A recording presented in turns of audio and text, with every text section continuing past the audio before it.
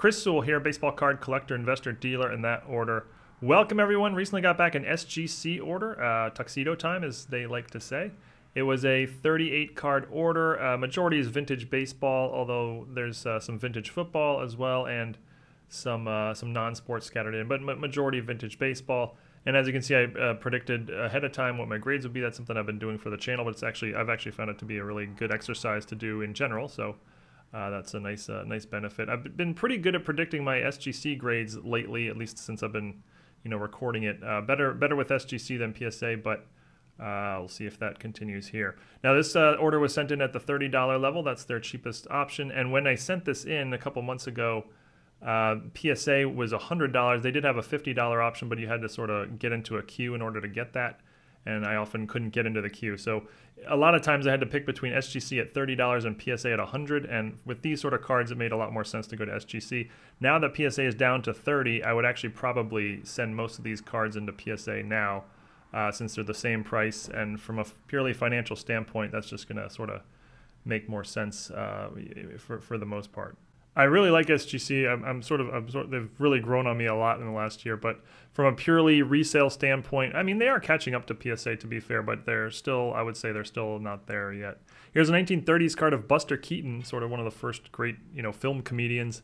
Gets a 6. This is kind of stuff that has really, really low pops. There's probably no sales data on it, so you can sort of just price that high. I'll have the nicest one available on whatever site I'm using and price it at whatever I want. 1956 Topps Willie Mays gets a 2. On the Keaton, I had put down on the sheet 5 or 6, and it got a 6, so that was nice. And on the Willie Mays, where's the Willie Mays here? Willie Mays got a 2. I had put a 2 or a 3, so I got 1 on the high end of my scale, 1 on the low end of my scale to start things off. 1961 Topps All-Star Hank Aaron. This is a high number card. These are tough. 4.5. I'd put on the sheet 4 or 5, so spot on with that one. 1962 Topps Roberto Clemente. I had a bunch of these. I sent a few of them into PSA and a few into SGC. There's 2. Second one's a Willie Mays. So 5 on the Roberto Clemente, 5.5 on the Willie Mays. Clemente had put at 4 or 5, so got that one right. And Mays had put at 5 or 6, so spot on with both of these. This is the beauty of SGC, in my opinion. They're very, very predictable with the grades you're going to get. Just very, very consistent. 1962 Mickey Mantle in action got a 4. And I had put a 4 or 5 on the sheet. 1962 Topps League Leaders. This is a cool card. It's got the Roger Maris 61 home runs on it. Also has Mantle with 54 home runs, and also has Killebrew. Nice 3. I guess there's only 2 Hall of Famers on there, but very, very historic card. 6.5 and 7. Those are really not nice grades for 62s, and I'd put 6 or 7 on the sheet for both. 64 Koufax gets an SGC 4. I think there's 2 64 Koufaxes in here, yeah. 1964 Topps Koufax got a 4 and a 6.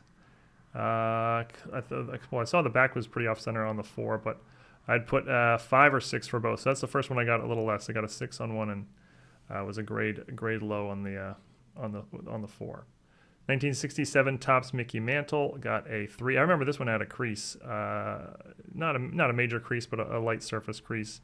So I'd put 2 or 3 on the sheet. So got the high end of the scale on the Mantle. Pre-war card T206, this is 1909 to 1911. This is the famous set that has the Wagner in it, the 7-figure Wagner. This is just a common though. Gets a 2.5, and I'd put on the sheet 2 or 3. It's probably like a $75 card in a 2.5 holder or so. 1967 Topps Willie Mays, the Say Hey Kid, got 2 of them, and got a 5 and a 6. Nice upper mid-grade cards from the 60s. Yeah, look, I'd put 5 or 6 on the sheet, and I got a 5 and a 6. This is just, again, the beauty of SGC, particularly with vintage. They're just spot on. They're just so consistent with vintage. You just rarely get surprised with the grade. 1968 Topps Mickey Mantle. Again, I put 2.5. I put a 2 or 3, and it got a 2.5. Johnny Bench rookie, 1968 Topps, got a solid mid-grade 5.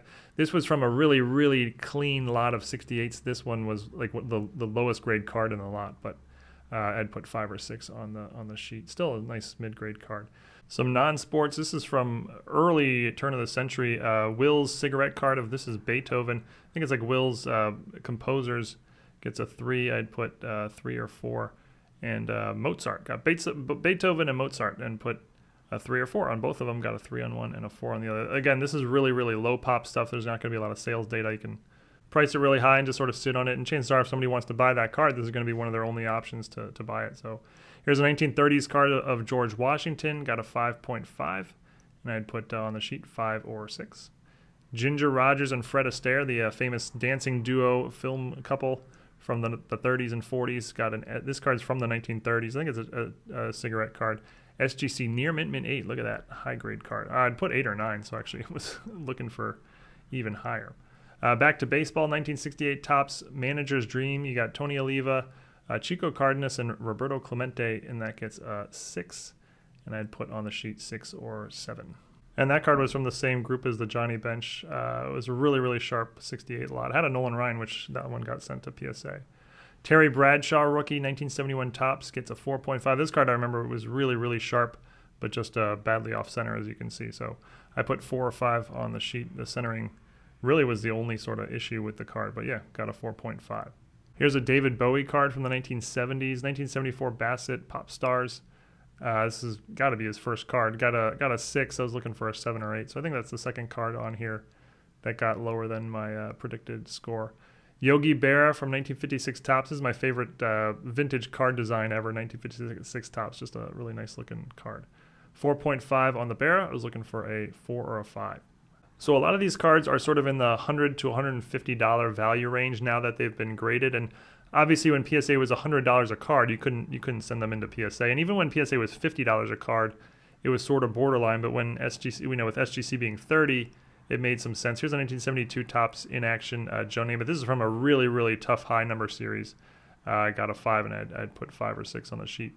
But so yeah, when now the PSA is down to 30 as well, a lot of these cards moving forward, for me at least, will be going to PSA because it'll just have higher resale value in a PSA holder. Here's a Nirvana 1995 Panini Smash Hits sticker. Got a 7. I was looking for an 8 or 9 on that, but bummer on this. Britney Spears. I've been trying to. This card has some amazing specs if you can find it in decent grade. So raw, you can buy them online for about $40 to $50, and like PSA 8 sell for like $250. So I kept buying. I bought a bunch of these raw, and thinking, okay, if I can just get an 8, I'll do really well. But I've done that like 3 times, and they've all gotten authentic or low grades. So I'm probably going to bail on that idea moving forward, try something else. Here's an Eminem 2003 Top Trumps. That's his first card. Gets an SGC 7. And here's another Eminem Top Trumps from 2005. Gets an 8. And both of those were on the high end of what I was predicting. The Top Trumps have some nice specs too. You can buy them for just a few dollars, and then they sell pretty well in high grade. Here's Pharrell, his first Top Trump card from 2005, gets an 8, and I'd put 8 or 9 on the sheet. And I should probably walk back my Top Trump statement a little bit. I don't really know if these are going to be profitable or not. Like I paid $2 on the Pharrell, $30 for the grading fee. I guess I really don't know if I'll be able to turn a profit at that, but I would sort of guess yes, since the pop count's so low and he has so few cards. Sandy Koufax, rookie, 1955 Topps, got a 1. There was nothing else this could get other than a 1. When I put on the sheet of 1. Heavily creased, but it's actually a really nice looking 1 if you can believe that. Here's a Duke Snider from the same set. That was actually from the same lot. This is in the high number series, and it's actually the last card in the set, so it's a very condition sensitive card. I'd put 2 or 3 as my prediction, and it got a 3. Here's a nice, this is a super short print, 1954 Bowman Ted Williams, really, really tough card to find. It got a 1, had no other chance of anything else as it's heavily creased.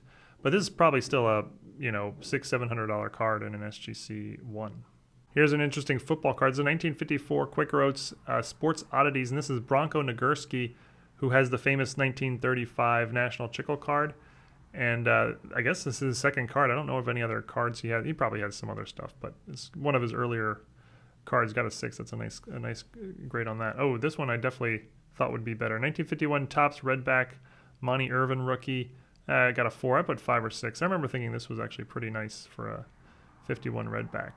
A boxing 1950s card of Rocky Marciano, who Robert De Niro portrayed in Raging Bull. I was disappointed on this one, got an authentic. I was looking for a solid mid-grade 4 or 5 here, but I looked it over afterwards, and yeah, there's like the lightest hint of trimming on the card, so SGC definitely got that right. It's still hundreds of dollars in an SGC authentic. Here's a Jesse Owens 1939 Churchman King of Speed, got a 5, and I'd put 5 or 6.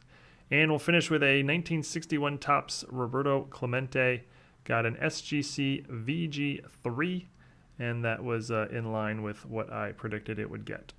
But okay, so looking over the entire order here, remember it was a 38 card order, and of the 38 cards, it looks like I got 6 cards came back less than I was expecting. But of those 6, 4 of them were only 1 grade less, and then there were the 2 cards that graded authentic, and they got both of those right. The Marciano was trimmed, and the Britney Spears was short. Not trimmed, it was just probably cut short at the factory. So they got both of the authentics right, and then 4 other cards came back 1 grade lower than I was expecting, and everything else was spot on, was sort of an equal mix of at the upper end of my prediction and the lower end of my prediction. So again, I just think this is a strength of SGC, particularly with vintage. You can see I'm sending them mostly vintage, just very, very accurate and consistent grading. But that's it. Hope everyone enjoyed watching. And as always, if you have any questions or comments or thoughts about any of the cards I sent in, or strategy questions or whatever, feel free to leave them in the comments, and I'll do my best to answer. And see you all again real soon. Thanks, everyone.